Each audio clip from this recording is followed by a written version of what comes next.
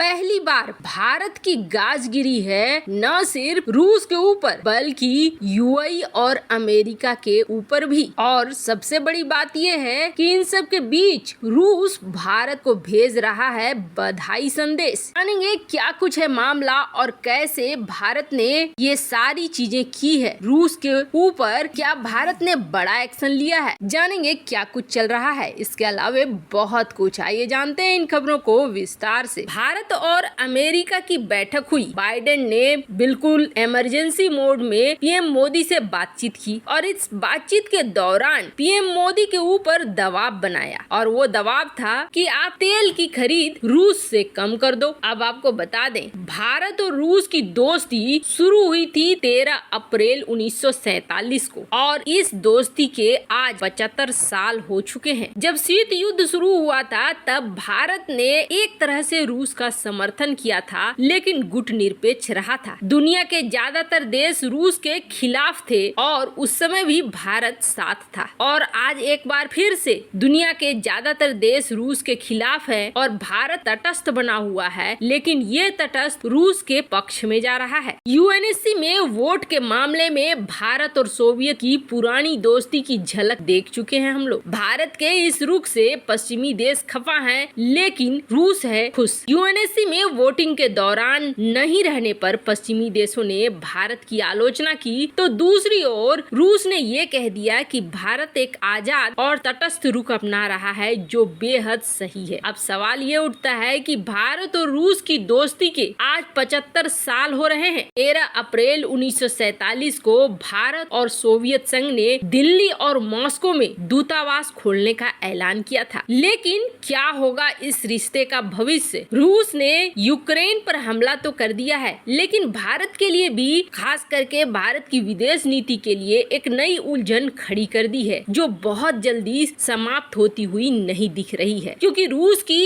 इस कार्रवाई ने पूरे वैश्विक व्यवस्था को बदल दिया है। पश्चिम ने रूस के खिलाफ जहां बेहद कड़े प्रतिबंध लगाए हैं, तो वहीं ऊर्जा की खरीद पर भी रोक लगा दी है। अब सवाल ये उठता है कि ये सब कुछ अगर ज्यादा लंबा चलता है तो कहीं रूस चीन पर बहुत ज्यादा निर्भर न हो जाए, जो भारत के लिए बहुत बड़ी मुसीबत बन सकती है। ऐसे में भारत लगातार रूस को सपोर्ट दे रहा है और वो सपोर्ट व्यापार के माध्यम से दे रहा है। जैसा कि हमने आपको बताया, भारत ने अब ये लक्ष्य रखा है कि $2 बिलियन के एक्सपोर्ट करेगा रूस को। एक तरीके से जो देश छोड़ कर रूस को भागे, उन सब का काम अब भारत करेगा। रूस के लिए ये बहुत बड़ी मदद है। पर अभी मीडिया में कुछ ऐसी खबरें आई, पूरी हेडलाइन बन गई और उस हेडलाइन के पीछे की चीज किसी ने नहीं बताया। इस हेडलाइन में ये कह दिया कि भारत का जो इंडियन ऑयल कॉर्पोरेशन है, इसने रूस के यूराल से तेल लेने से मना कर दिया है। अब मीडिया ने इसे इस तरीके से दिखाया कि रूस से भारत ने तेल लेने से मना कर दिया। इसलिए मना कर दिया क्योंकि बाइडेन और मोदी की बातचीत हुई थी, जिस पर बाइडेन ने भारत के ऊपर दबाव बनाने की कोशिश की थी। हालांकि डॉक्टर एस जयशंकर ने बहुत ही कड़ाई वाला जवाब दिया था। तब भी मुझे ये लगा था कि ये जो खबर है, ये खबर बिल्कुल उस चीज से मेल नहीं खा रही है जो डॉक्टर एस जयशंकर ने कहा। डॉक्टर एस जयशंकर ने बहुत कड़े शब्दों में ये बात कही कि वो जितना तेल खरीदते हैं रूस से, उतना तेल तो दोपहर तक में यूरोप खरीद लेता है। तो जो शख्स इतने कड़े तरीके से बात कर रहा हो, क्या उसके कुछ घंटे बाद भारत में ऐसा निर्णय होगा कि रूस से तेल खरीदने को मना हो जाएगा। इंडियन ऑयल की ये न्यूज पूरी खबरों में आ गई। यहाँ की कई बड़े बड़े मीडिया हाउस ने भी इसे कवर किया, जिसमें ये कहा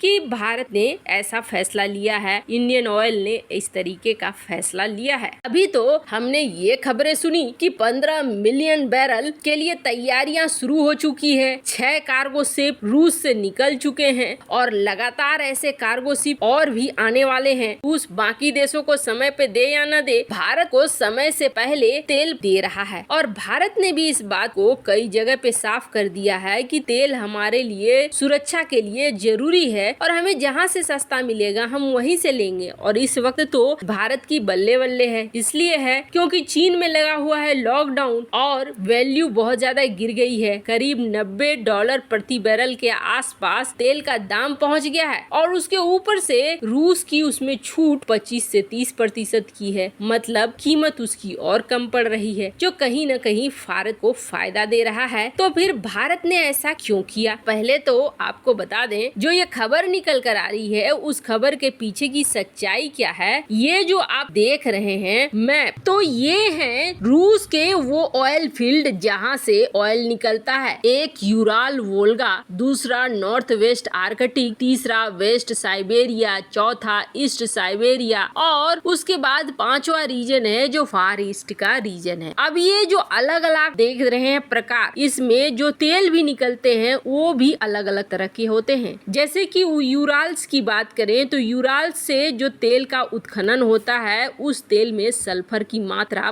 बहुत ज्यादा होती है। ऐसे में इंडियन ऑयल ने ये निर्णय तो लिया है, ये बिल्कुल सही है, लेकिन ये निर्णय सिर्फ यूराल्स के लिए लिया गया है। यानी कि जो रूस से हम लोग तेल मंगा रहे हैं उस तेल में हमें यूराल्स के तेल नहीं चाहिए। बाकी वेस्ट साइबेरिया हो, नॉर्थ वेस्ट वाला हो या ईस्ट साइबेरिया हो या फार ईस्ट हो, उससे हमें कोई दिक्कत नहीं है। कहने का अर्थ सिर्फ यही है, हमें यूराल के टाइप के तेल नहीं चाहिए। बाकी आईओसी ने बिल्कुल भी किसी और तेल को बंद नहीं किया है। अब बात रही कि क्या भारत ने सिर्फ रूस के ऊपर इस तरीके का एक्शन लिया है या फिर किसी और देश पर भी लिया है, तो आपको बता दें भारत ने न सिर्फ रूस पर इस तरीके का एक्शन लिया है बल्कि अमेरिका के भी और यूएई के भी, सऊदी अरब के भी कई प्रकार के तेल को बंद किया है। जैसे रूस के यूराल, उसके बाद दास, उसके बाद अन्य देशों के दास और किसी के थंडर हाउस, आइजन आइलैंड का वगैरह वगैरह। मतलब कि अमेरिका के ऊपर भी एक्शन है और रूस के ऊपर भी एक्शन है, यूएई और सऊदी अरब के भी